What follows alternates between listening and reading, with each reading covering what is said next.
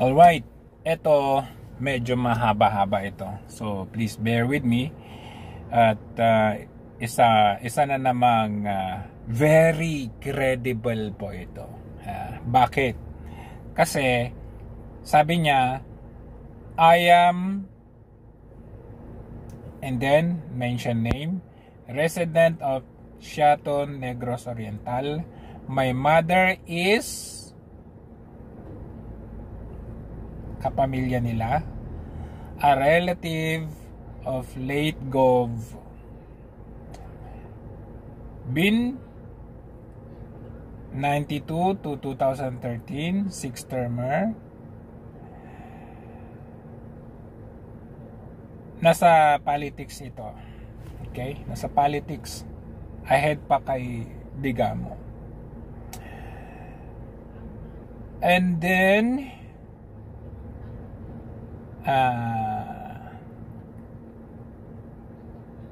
teka lang kasi hindi ko pwedeng basahin lahat eh.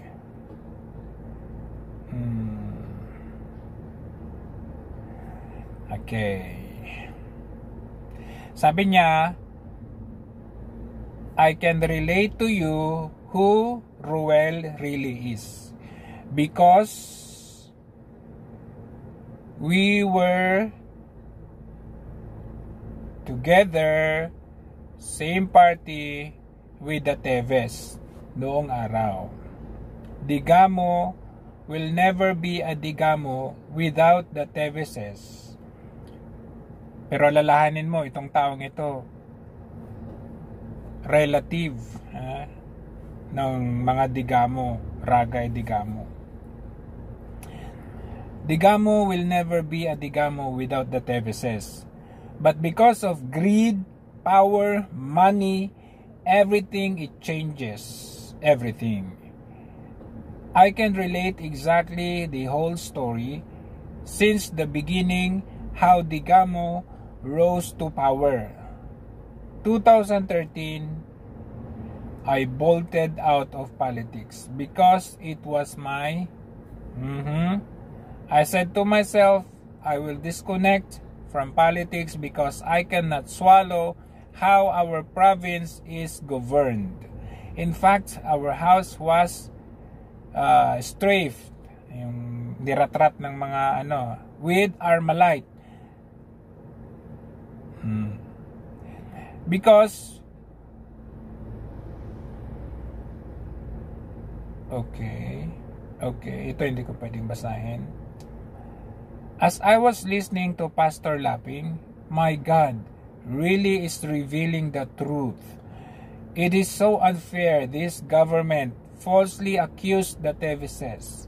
I ask myself, ano kaya ang patutunguhan ang future namin sa ngayon? No one dares speak because nakakatakot sila. Nasa mataas na posisyon. Totoo lahat isiniwalat ni Pastor dito sa amin sa Siaton. Public knowledge para sila ang may-ari ng kaban ng bayan. Ayan binabasa ko baka sabihin kasi ninyo gawa-gawa ko lang. Ayan.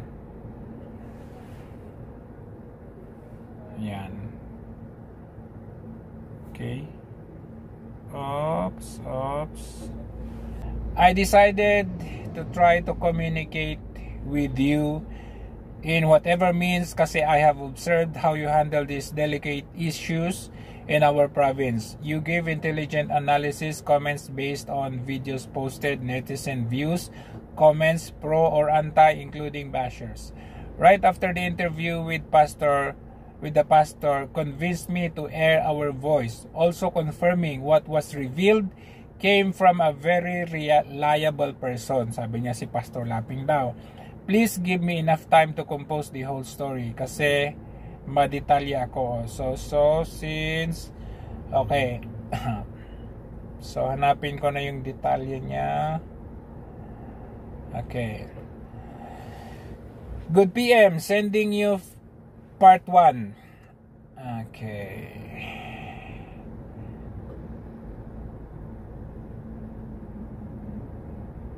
Alright.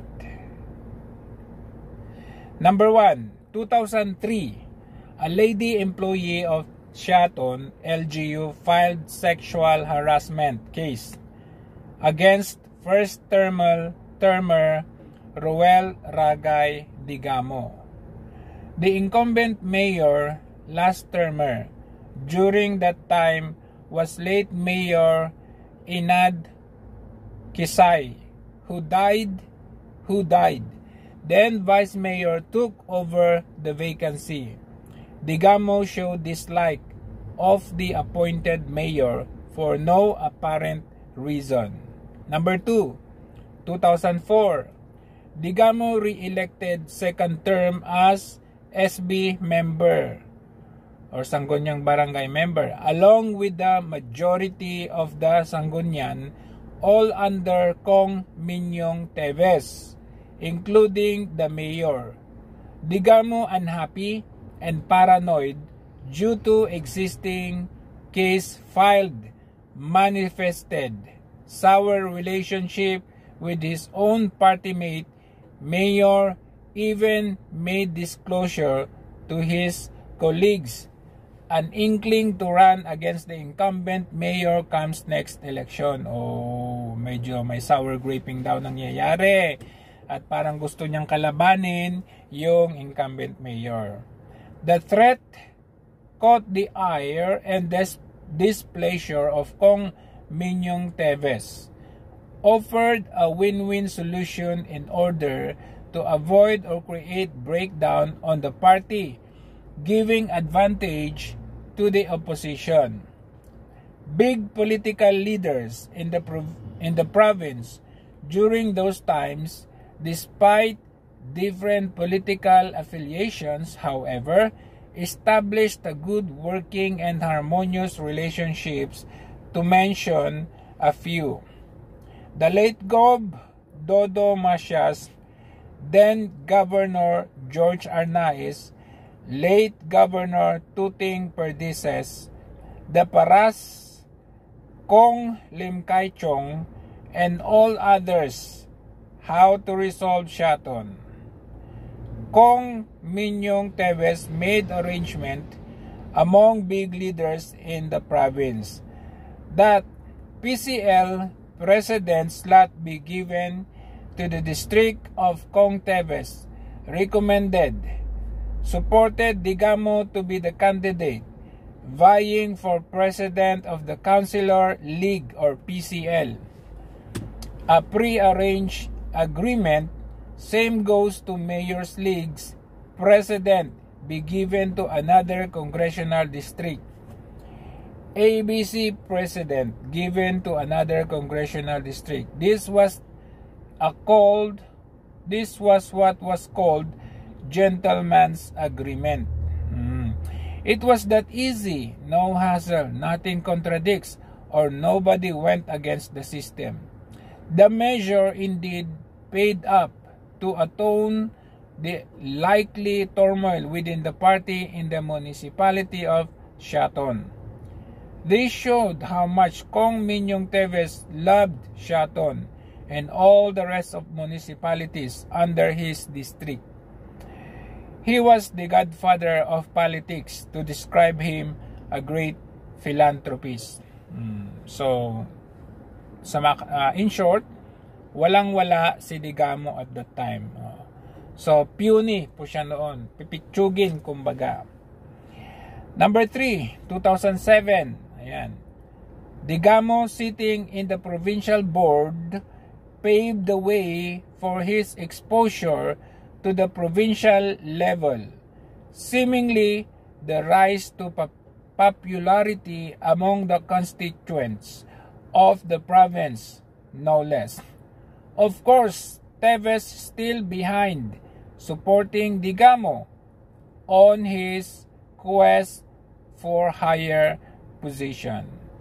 But during his incumbency, there was already an impending decision of the court, his sexual harassment case. It was the young Teves, Pride Henry Teves, grandson of Kong Minyong Teves, the congressman, after his lolo had much more the support given to Digamo. Afraid and anxious of the likely conviction, he then seek the help of the Teveses to again find ways to curtail the would-be decision, very unfavorable to Digamo. Digamo offered to settle amicably with the complainant, provided that public apology is not an option. Take note, on this idea, he was not remorseful, but just want to clear his name for his political future. There was a struggle on the part of the complainant, who was firm enough to pursue the case. The family experienced sleepless nights, all the stresses about litigations, especially the expenses, the troubles, and their daily activities. Their work, their children affected so much their everyday life. Wasn't normal days hadn't been so bad until the family agreed, but not fully. The complainant was against it for the peace sake. Settlement was made. It was heartbreaking. After a few months, Digamo was proud, telling to his colleagues that he never committed any misdeeds to anyone. What an ungrateful person he was. May his soul rest in peace. Okay, continue pa natin. Meron pa. Roel Ragay Digamo was a very charismatic person. Everyone he met on the streets, anywhere, any place, anytime, he greeted the people. Gaw. In Cebuano, Ig-agaw Tagalog means pinsan. He hugs anyone he met so tight you could hardly breathe. Mas lalo na pagbabae, young or old. Ito yung sinasabi ni Pastor Laping na magaling magsalita. Talo pa daw sila. Others are delighted, but others not, because you feel uncomfortably, especially those not being used to it. He was a very simple man, not so vain in the way he dressed, even attend regular session with old barong, not iron so tight that buttons likely to burst. There was even a time when his pants was torn into half, that part which showed something private. No joke. He was so simple, but take note, he has an attitude. Long before 2010 election, he confided to his colleagues that then Governor Macias kay Macias, was suffering of terminal illness, prostate cancer. But never was it known the governor, a doctor by profession, was in and out of the hospital. He added that another public official will soon suffer same fate, to die also. Why? By just sitting on a chair in just a few seconds, fell asleep, suddenly will suffer high blood attack, resulting aneurysm that kills a person on an instant. Really? He referred then to the former Vice Gov of late Governor Macias. He is at present alive and kicking. Why Digamo wished them ill? Because he already had plans that soon, with the help of the Teveses, he will be elevated to a much higher position in the office. Galing, Galing. Comes 2010 election. Kong Minyong Teves, though no longer a congressman, had all the support to the party, much more to Roel Digamo, to acquire the much needed votes in the event that Macias dies. the vice governor takes over the vacancy for the position of governor. Then the vice governor declared vacant. He, Digamo, likely to fill the vacancy of the vice governor. True enough, Dodo Masias won the seat as re-electionist governor of Negros Oriental. But the vice governor was won by the former mayor of Dumaguete City, Agustin Perdeses, who ran vice governor. Governor-elect Masias was not able to take his oath on June 30, 2010 because of his untimely death. By all means, Vice Governor-elect Perdices fill in the vacancy for the top post in the province of Negros Oriental. Vice Gov, wow. At long last dreams do come true. Naging Vice Gov na daw si Digamo at that time. Pero, di ba, nakwento ni Pastor Laping na ito pala si Tebes, siya yung nag-influence doon sa mga board members kasi ang number 1 noon is si yung babae na board member. Pero mas ni-refer kasi may influence naman si Kong Tebes dito doon sa sabi niya, si Digamo na lang ang ilagay natin, which all the board members agreed. Kaya instead na yung babae ang maging vice governor, si Digamo na ang nangyaring naging vice gov. Okay? By agreement. Okay, continue.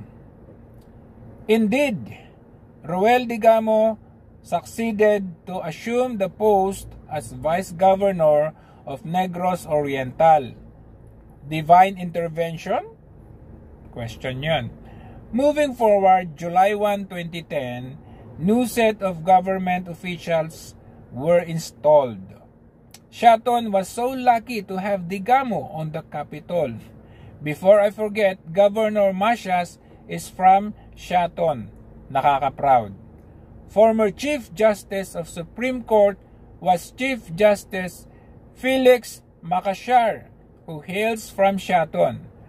We also had top-notcher in bar exam, law and nursing. How could this be happening? Divine intervention? Galing. Governor Perdices, just few months on service, is said to have an illness. May sakit na naman. Very unfortunate. That same fate with Masias was declared to have terminal ill. Oh my God. He was such a very good mayor in the city of Dumaguete, a performer. He had showcased Dumaguete City during his incumbency the much-needed improvement. He was strict, especially on projects, because he was an engineer. No corruption, a very honest man, sincere, dedicated. Tuteng, fondly called, was a mestizo, Castilla, but very Bisaya. In all his ways, he loved Esteban Escudero, a popular Cebuano radio drama, Manok ni San Pedro.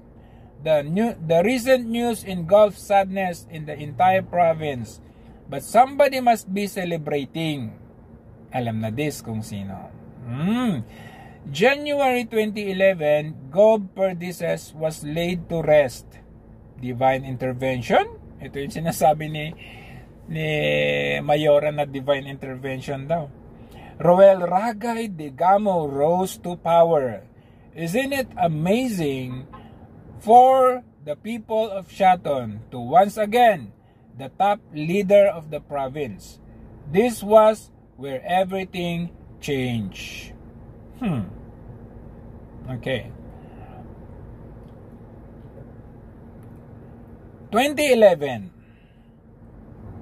Everything has changed. The newly appointed governor, now the most powerful man in Negros Oriental. Wow! A Machiavellian ruler in the making. Ito na tayo. That started it all. The provincial capital was shaken like an earthquake. The department heads were the first victims. Those who refused to follow governor's orders shall suffer the consequences.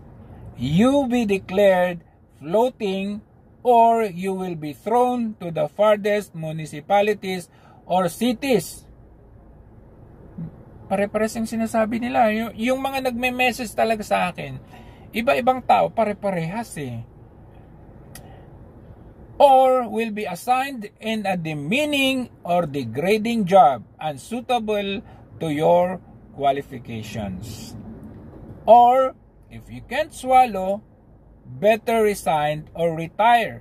So he now has the option to fill in the vacancies of his choice, not considering the standards set by the civil service rules and regulations. Kaya nga yung hindi nurse, nagiging nurse. Yung hindi doktor, nagiging doktor. Yung kapatas, nagiging engineer. Yun. The province then was flooded with batches of applicants endorsed by his wife. There evolved the 1530 ghost employees. 15 katapusan daw. In all the municipalities and cities. Imagine how cruel he was. His words is law. The real and true character of this person surfaced, began to alienate himself from the Teveses. In fact, he declared, wala ko'y utang kabubot-on sa mga Teveses. I do not owe anything from the Teveses. Yun ang sabi niya. Even instructed leaders, supporters, sympathizers of Teves to disconnect from the Teveses. If not, never an inch of hope of possible employment under his administration will ever be achieved. Because of the vast and unlimited power he had, all his whims and caprices are underway. 2013 midterm election. Digamo ran first term for governor. Challenged by former congressman and former Secretary of Finance under then President Gloria Arroyo. Comparison. Digamo, ayan na. Charismatic, very appealing to the masa because of his pure Bisaya look. Most of the previous governors were mestizo. Castilla Spanish mestizo. Is the sitting governor has the power, money, influence, and control over military, police, government agencies. He has the command. While yung kalaban niya, si Gary Teves, son of the Kong Minyong Teves, well-educated, statesman, untarnished integrity, walang bahid, dedicated public servant, speak few words but full of substance, a mestizo look that is not much appealing to the masa, but constituents in his district who knew him love and high respect on him. What really happened? All the luck went to Digamo. Election was forthcoming. The old man owner of the Tulong Sugar Mill, then late Congressman Herminio Teves, decided to sell the Sugar Central in Santa Catalina, Negros Oriental. This was the start of family feud. Kaya pala. Doon pala nag-umpisa. The rift causes a big blow to the candidacy of Gary Teves, thereby giving advantage to Digamo. Digamo won by a wide margin. The abusive and cruel leadership in the province became more and more intensified. Sa ngayon, 2016 naman. 2016, Digamo re-elected governor second term. 2019, Digamo re-elected third term. 2022, Digamo filed his candidacy for the fourth time. Bakit inalaw ito ng COMELEC? Why? A long legal battle. This time, challenged by Kong Pride Henry Teves. He has the attribute of a great achiever as an executive, as can be shown in the city where he served. Soft-spoken si Henry Pride to, and famous in this line, love knows no boundary. His older brother Kong Arnie is somewhat rude but very accommodating to anyone, especially when financial help is needed, setting aside politics. So ito yung sinasabi nila na kahit hindi ka partido, tumutulong pa rin si Kong Teves. Our province is experiencing the darkest hour of our history, the struggle of power. The citizens of Negros Oriental are peace-loving citizens. We are a community of gentle people. We have the best schools, universities here in our place. We are just very unfortunate that we have bad leaders governing our province. Please listen to us, find the real truth, and we will be able to seek real justice. Mr. President, be fair. We are silent majority longing for a fair investigation and due process. Can you hear us? Ito po para sa iyo, Mr. President. Huwag po kayong bulag.